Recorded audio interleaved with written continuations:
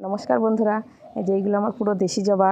তো তোমরা যারা একেবারে নতুন বাগানি, পুরো দেশি জবা দিয়ে শুরু করো গাছটা। বিদেশি জবার পিছনে ছোটো না, তাহলে তোমাদের যত্ন পরিচর্যা অনেক করতে করতে অনেক ধরনের সমস্যা হবে। হয়তো শিকড়ে ঠিকঠাকভাবে খাবার নিতে পারবে না, আবার পাতাতেও নানান ধরনের সমস্যা হবে। কিন্তু দেশি জবা দিয়ে তোমরা যদি গাছগুলো শুরু করো, তোমাদের কম পরিচর্যাতে হাড় গুঁড়ো শিংকুচি এগুলো কিচ্ছু লাগবে না, তাতেও গাছ ভর্তি ফুল ফুটবে আমাদের। আবার এই দেশি জবার সৌন্দর্যই কত সুন্দর লাগে। এই যে কী পরিমাণে ফুল ফুটেছে আমাদের। এই যে এই একটা জবা আছে, এইদিকে কিছু জবা আছে, এই যে এইদিকে আমার কিছু সাদা জবা আছে। ফুলের পরিমাণ খুবই বেশি হয়। যারা একেবারে নতুন বাগানি তারাও খুব সহজেই এইসব জবাগুলো তোমরা করতে পারো। বিশেষ করে আবার অন্য জনার বাড়ি থেকে যদি একটু ডাল কেটে এনে লাগাতে পারো, তাতেও খুব সুন্দর ফুল ফুটবে।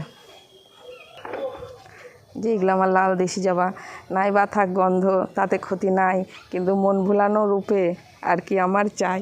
কত সুন্দর সুন্দর ফুল।